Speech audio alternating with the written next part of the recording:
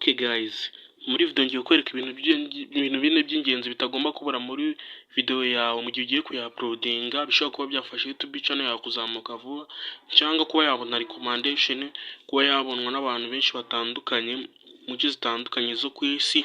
Kubera ibyo bintu bine by'ingenzi wabaza kuri video yawe, wowe icyo usabwa ni ukureba video ukayirangiza. Ikintu tugiye gukora rero ngiye kubereka turi kuya-uploadinga, turaza kandi guteranya ko hasi imbereka ibyo bintu bine by'ingenzi bitagomba kubura kuri video yawe byafasha YouTube channel yawe kuba yazamuka. Uraza hano ukandika guteranya tugakandeho hano kuri video, dusa nk'abari ku-uploadinga video kugira ngo ibyo bintu byumve neza. Noneho turaza hano tukande kuri iyi video, wenda tukande next, tuza hano naho tukande next,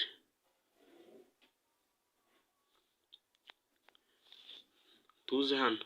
Nuko yari shoot ariko nabyo ntacyo bitwaye. Ikintu cya mbere uba ugomba gukurikiza cyangwa se ikintu cya mbere ugomba gushyiraho gishobora gutuma YouTube channel yawe izamuka ni thumbnail ikoze neza. Thumbnail ikoze neza ikaba yakurura abantu kuba byakongera YouTube channel yawe kuba babona recommendation. Thumbnail nayo mu bintu bituma YouTube channel izamuka vuba. Rero nabetse na video ko ChatGPT cyangwa ama AI ajya atandukanye nayo asigaye akora thumbnail, wowe uragenda ukandikamo ibintu bigiye bitandukanye ikaba yakorera thumbnail bitewe n'iyo wifuza. Ukanda hano ugakiriyo ukaza ugashyiramo thumbnail yawe, ukaza ugakanda hano ugakiriyo,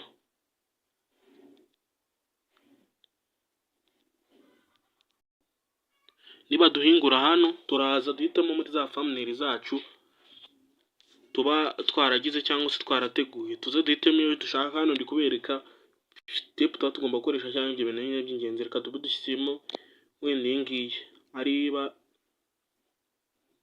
thumbnail ya video yacu, dukande done hano.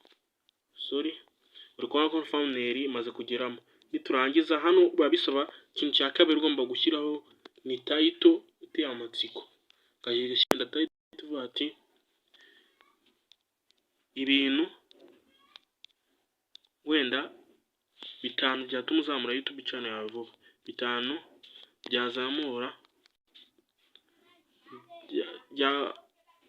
byazamura YouTube channel yawe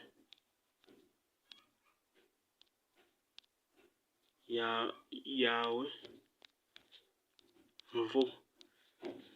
Ikindi kintu cya kabiri gifasha YouTube channel yawe kuba wabona recommendation cyangwa kuba yanzuka vuba, title amatsiko na thumbnail, ikintu gikurura abantu.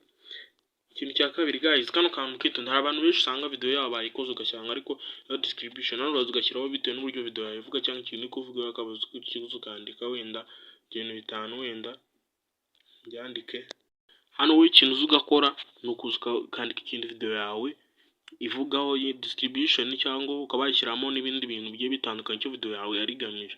None hano haba hari akantu kitwa hashtag. Hashtag hari abantu benshi bajya bashyira kuri video yawe, ukaza ukayikandaho hano bakwereka izi ni hashtag nkunda gukoresha, editech, thumbnail. Ariko hano ushobora guhita uza ukaza hano gutya, ukaza hano bandikira, ukaza hano ugashaka ahantu hari urwego ukarukandaho, wenda ukaba wavuga ati reka tuvuge wenda ngo Rwanda,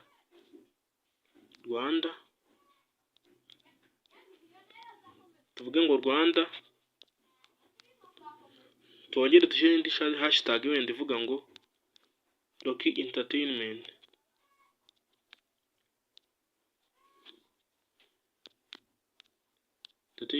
Gutya nitumara kubishyira bivuze ngo video yacu ifite amahirwe menshi ko umuntu nazakinga igihugu cy'u Rwanda araza kuba yabonamo. Natwe video yacu ishobora kuba yaza amasakiza u Rwanda gusa, nawe video yacu kaba yazama. Nicyo hashtag rero cyangwa niko kamaro ifite inadufitiye hano. Rero bivuze ko umuntu ashobora kuba yashakira ngo entertainment, naho buri video yawe ifite amahirwe menshi ko YouTube ishobora kuba yazanamo video yawe ko azi iyi hashtag gusa, ugasanga ubonye viewers cyangwa YouTube channel yawe inayirwa itizamuka mu vuba. Ibyo kabiri ibyo bintu n'abaturiye niba no video hari cyo yagufashije ukabifuza kubona izindi zacu nyinshi, kanda subscribe, funguye inzogera akajya hagira video nimwe gucika ukandi like nimba ari ikintu ushaka ucyandika muri comment uzakibona muri video y'ubutaha.